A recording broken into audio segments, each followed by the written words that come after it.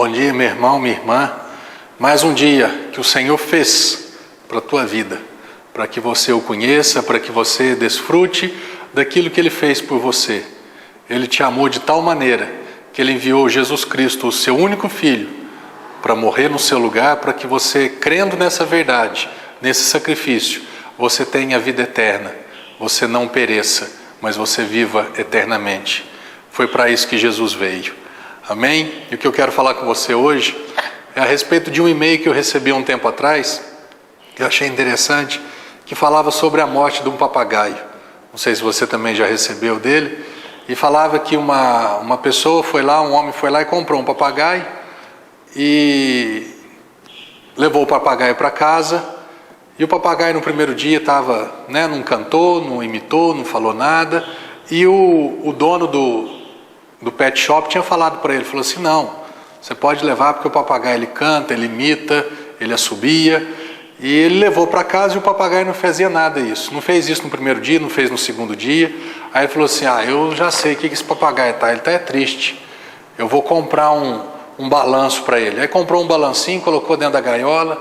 E o papagaio subiu no balanço, balançou, mas continuou sem cantar, continuou sem assobiar, não imitava ninguém. Passou mais uns 2 dias, nada. Ele falou assim, meu papagaio está triste ainda. Eu vou fazer mais uma coisa, eu vou comprar uma escada para ele.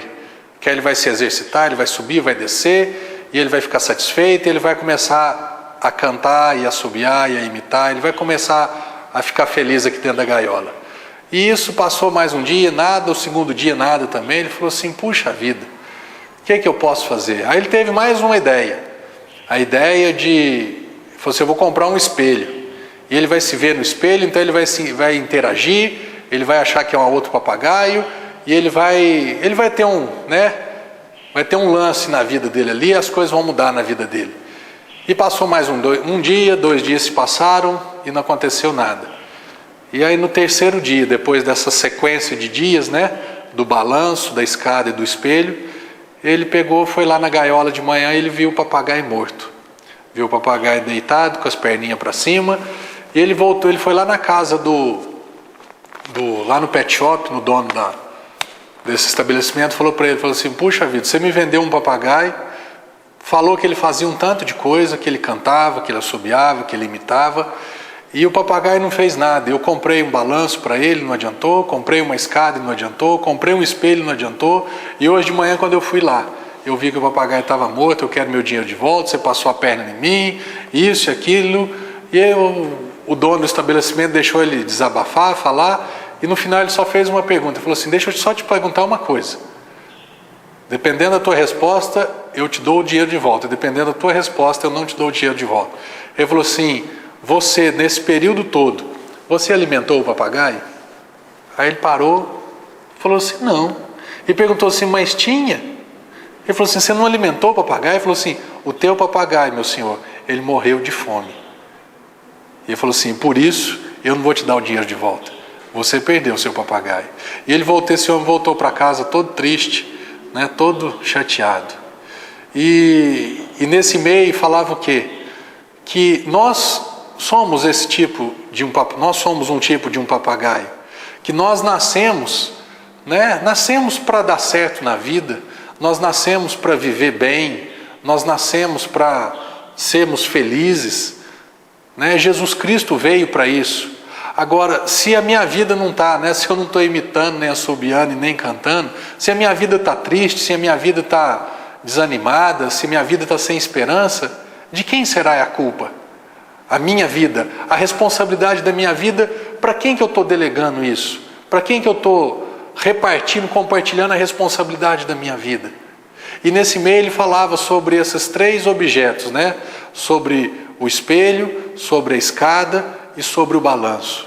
Ele falava que cada um tinha um significado, e que eu quero compartilhar com você esses significados. Ele falava do espelho, em primeiro lugar, do espelho, o espelho falando sobre a aparência.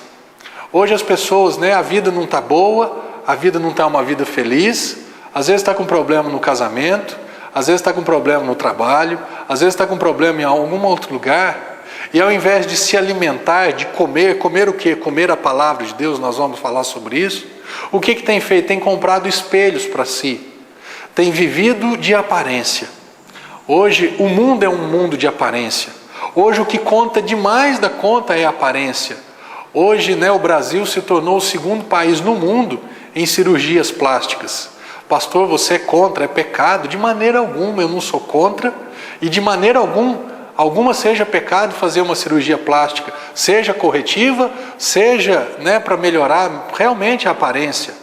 Mas não é isso que vai mudar a sua vida. As pessoas têm depositado todas as suas fichas, toda a sua felicidade.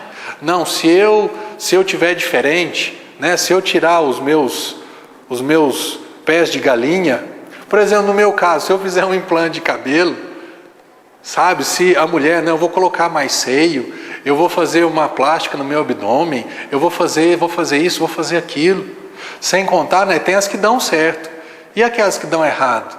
Às vezes eu vejo conheço pessoas que ficaram, desculpa a palavra, mas ficaram ridículas. Pessoas que têm quase 60 anos de idade, com a carinha tão esticadinha como se fosse um menino de 18 anos, isso é ridículo. Isso é querer mudar o seu exterior e o seu interior. Do mesmo jeito que está tendo uma plástica, está tendo uma renovação no seu aspecto exterior, está tendo também no seu interior.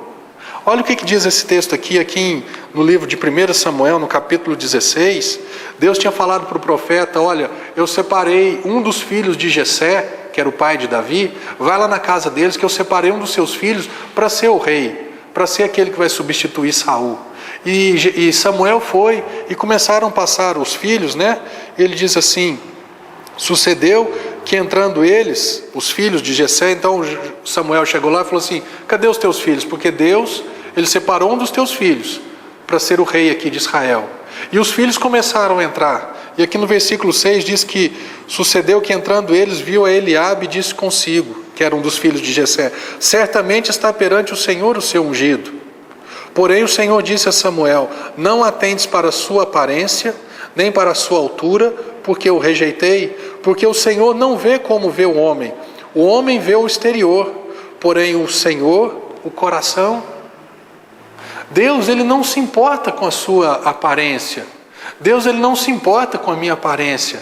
Eu que valorizo demais a minha aparência, uma estética, mas Deus não se importa com isso. Ele quer saber como é que está o seu coração. O que adianta ter uma aparência jovem, ter uma aparência que está feliz, porque tem pessoas que fazem plásticas, parece que ela está rindo o dia inteiro, porque puxa tanto, é tanto botox, repuxa daqui, repuxa dali, que ela perde a aparência dela, ela fica com a outra aparência. Você acha que Deus está se preocupando com isso?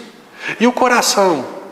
O coração também você removeu aquelas rugas por causa da falta de perdão?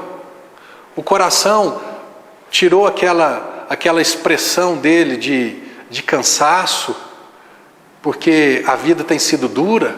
Ou o coração continua do mesmo jeito? O que adianta ter uma aparência, um exterior mudado, se o interior continua o mesmo?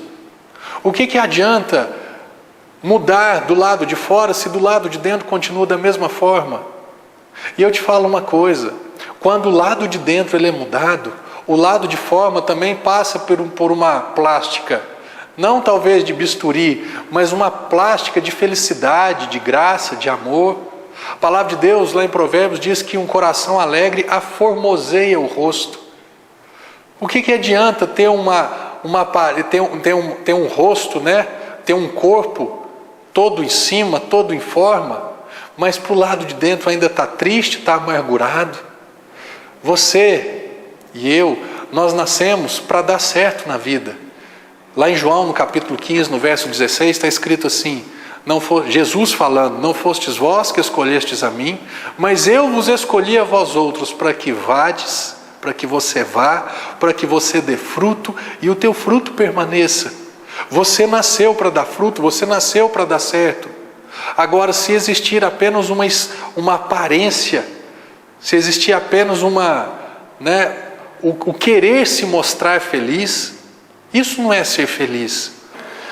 A felicidade que está disponível para a sua vida e para a minha vida É o que o salmista Davi escreveu no Salmo número 1, que ele diz: bem-aventurado, que significa mais do que feliz, é um homem que não anda no conselho de pecadores, de ímpios, não se detém no caminho de pecadores, nem se assenta à roda de escarnecedores.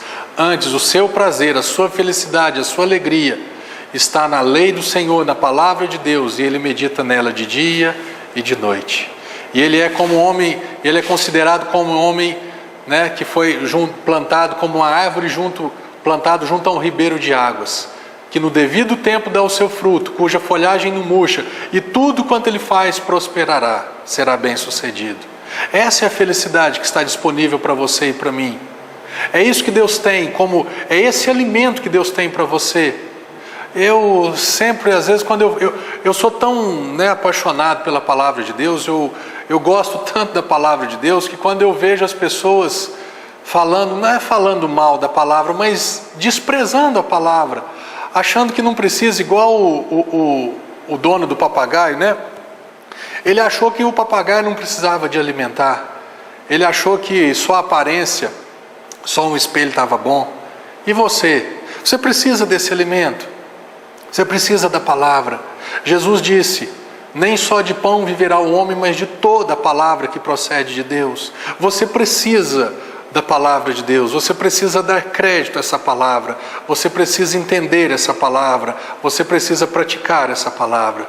Você vai ver como a tua vida vai melhorar, você vai ver como os verdadeiros amigos, eles surgirão nessas horas.